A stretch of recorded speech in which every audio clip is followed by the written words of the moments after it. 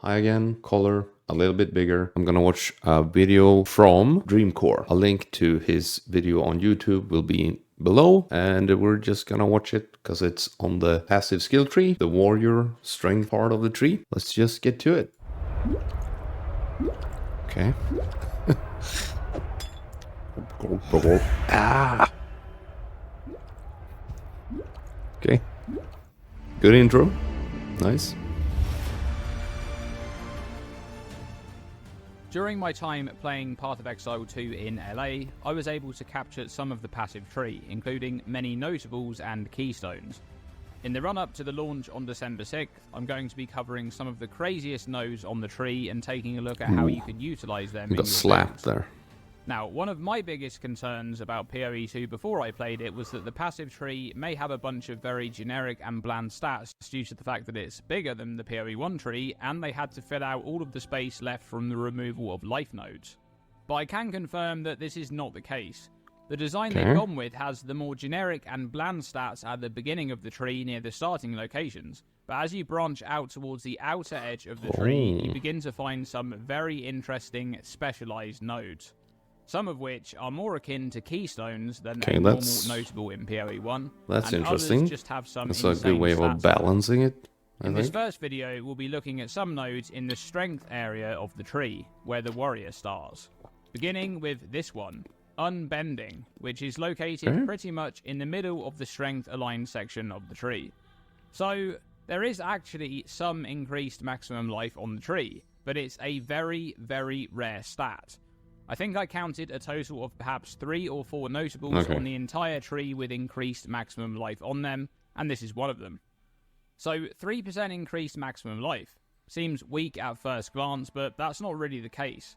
You see, in PoE 1 for the average build, life is made up primarily of flat life from levels, flat life from gear, and a small amount of flat life from strength, combined with a large amount of increased maximum life, mostly from the passive skill tree. An average build may have somewhere between 75 and 150% increased maximum life from the tree, and this stat makes up a huge portion of total Depending life. if you play but in PoE 2, a character's total life will have a very different makeup, or how you scale your instead coming defenses. primarily from flat life. There's significantly more flat life coming from strength, 4 times as much in fact. So characters with a decent amount of strength will be gaining a chunk of flat life from just this stat. I kind of remember that now that I said it. There's also still the flat life coming from levels and from gear, which could scale higher to offset the loss of the majority of increased maximum life on the tree. This means that any increased maximum life modifiers you obtain will have far more value, as they'll be multiplying against a higher base flat life total. I expect we'll see some increased maximum life on unique items too, but overall this stat will be much scarcer and more sought after, and I expect to see most warrior builds taking this node. Interesting. Any life stacking builds, such as the Witch's Blood Mage Ascendancy, will also also place high value on this node, but may end up anointing it or instilling it instead. Yeah, that's gonna be check out far this travel. One, Made to Last.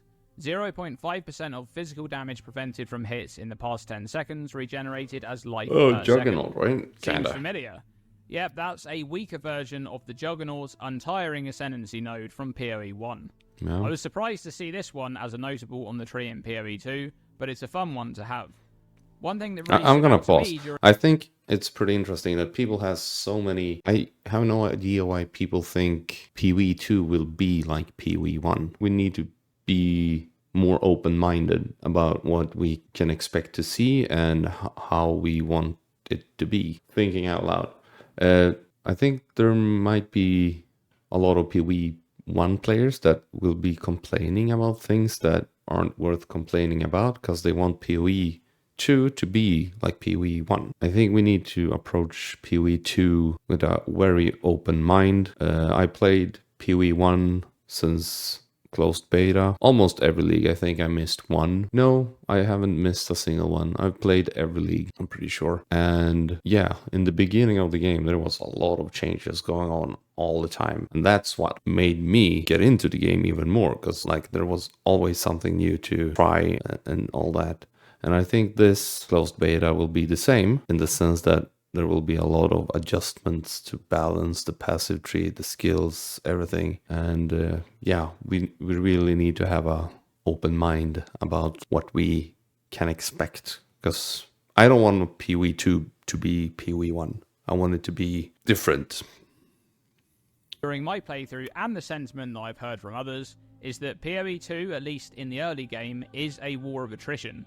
Recovery of resources feels incredibly valuable, especially in those boss fights where flask charges can run out quickly. Anytime you're able to save a flask use because of another form of recovery that you have, it feels really good. And recovery generally pairs nicely with the dodge roll, being able to avoid hits while recovering over time from any chip damage you take. Yeah. It will be interesting it's also to see how pretty much interesting. armor a character on this side of the passive tree will be able to reasonably achieve. If the game is slower, which I hope it's a lot slower. I love PoE 1, the Zoom Zoom, but I would like it to be a lot slower, because that's why I got into PoE 1. But I've just accepted that it's going to be a Zoom game, and people like that, and it's no other action RPG is even close to PoE, so even if it's Zoom Zoom, it's just the best. And if this is slower, which I hope, regen and other stuff that makes you sustain your life pool will be very, very valuable, because you will have more time to regen when you dodge and stuff like that. If it is slower and it's more action based, regen will be very good. And I think leech is changed to like 1 second. You leech for 1 second or something, so you can't like over leech in the same way as you did before and stuff like that. Not initially, but you can probably spec into that and go like the Slayer kind of route.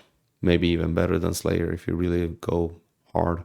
And whether modifiers that provide additional physical damage reduction will still be available, to see just how effective this node can be.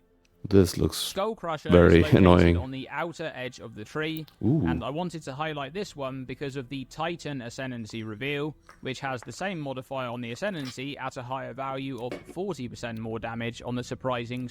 Okay, haven't seen this. Chance to slam skills you use yourself to cause aftershock. Okay, your hits are crushing blows. I don't know what crushing blows is. Is that it? Like always stuns?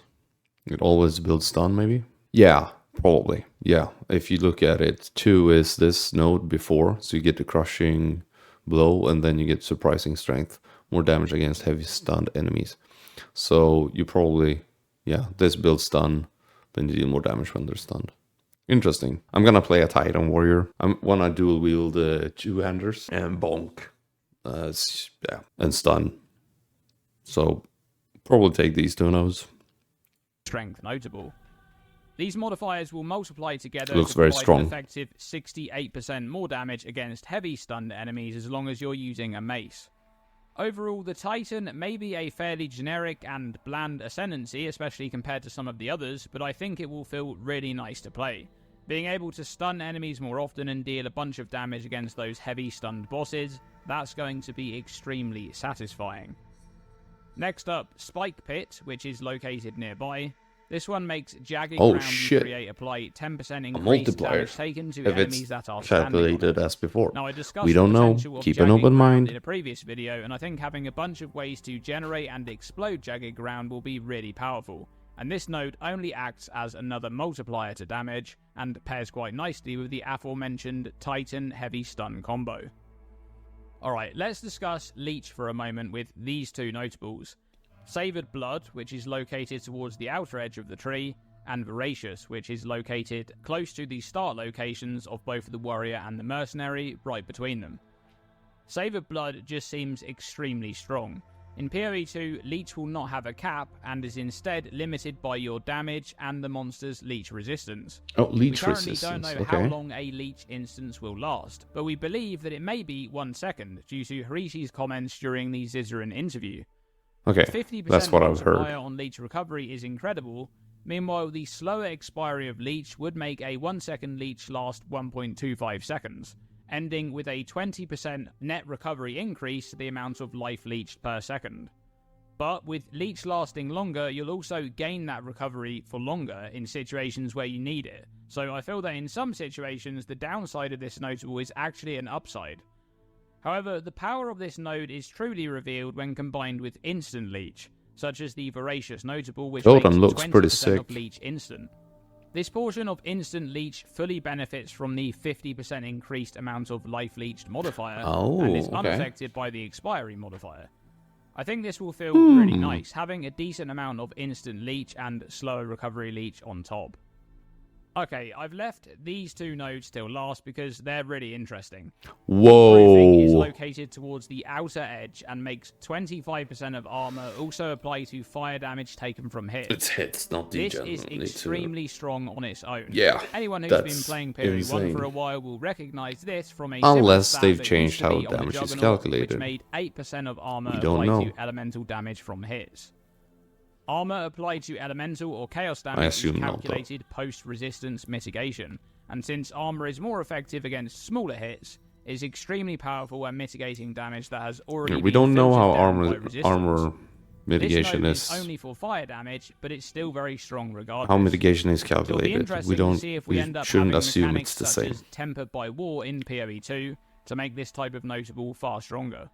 Now, speaking of fire damage, Unnatural Resilience is located nearby on the outer edge of the tree. This one grants 2% to maximum fire shit. resistance per 40% So if you uncapped fire resistance. Uncapped resistance is any resistance you have above 0%. So, by just having 80% fire resistance, you can take this node to increase your maximum fire resistance from its 75% default maximum up to 79%, which, just like the previous node, is incredibly good value to improve your defense against fire damage. Yeah, that's very But this strong. one gets significantly stronger when used with Cloak of Flame, a unique body armor that we know exists in PoE 2. 40% of physical damage is taken as fire damage, so you're able to mitigate that damage with your fire resistance. But maybe armor is including damage over calculated time, in such as another way, bleeding. like physical. Meanwhile, the Cloak of Flame armor also damage. provides a large amount of fire Physical resistance, damage helping against to armor. further boost the effectiveness of this combo by scaling even more maximum fire resistance from Unnatural Resilience. Like the Life node from earlier, I expect a lot of warrior builds to be picking up both of these fire defense notables because of just how effective they are with minimal investment. And that's it. A handful of interesting passive tree notables from the strength-aligned portion of the passive tree in PoE 2. If you've enjoyed this video and want to see some more notables and keystones from other parts of the tree, make sure to subscribe, as I'll be making more videos in the time between now and launch on December 6th. Thanks for watching this video, and as always, stay tuned and stay safe. Wow. Okay. Sheesh. There's a lot of good passives. We should be excited. It's cool. But I'm not expecting... They look strong. They look very strong. That means that they will probably be nerfed. If I remember correctly, early on in PoE 1 on the passive tree, there was one node that gave you plus 5 to all plus max to all elemental resistances. So you got up to 80 from taking 1 point, and it wasn't too hard to get to. It was on like one of those highways. The tree was very different, and there was like no rules at all. You could like have sword nodes, and after you've taken the like notable, behind the sword notable nodes there was like small nodes that gave you like the notable gave you like 25 fizz damage with sword or something, and attack speed, and then the nodes behind it gave you like 7% damage and like 1% attack speed or something like that. And there was like random like notables, just one along the highways, like the elemental resistance, max elemental resistance, and there was like an attack speed node, I think I remember, at the bottom of the tree, because I played a lot of sword builds, and there was a lot of, you usually went down at the bottom of the tree, if I remember correctly. So yeah, that's just an example of what was in PoE 1 in the beginning. Extremely powerful nodes, and now we have the tree that we have today, which is it also has powerful nodes, but nothing similar to that, because that is like insane. Yeah, so we should be excited, but I think things are gonna get nerfed. From my experience, and people will be mad, and I will just revel in all the hysteria that will be on Twitter and Reddit. Revel? Is that the correct word? It's so much fun. I'll just enjoy it. People getting mad for nothing. It's just a game, which I get mad at sometimes too. Anyway, this video is getting very long and I'm just rambling. Thanks for watching. If you enjoy the content, subscribe, like, and comment for the algorithm or whatever. And I'll see you guys in the next video. Bye for now.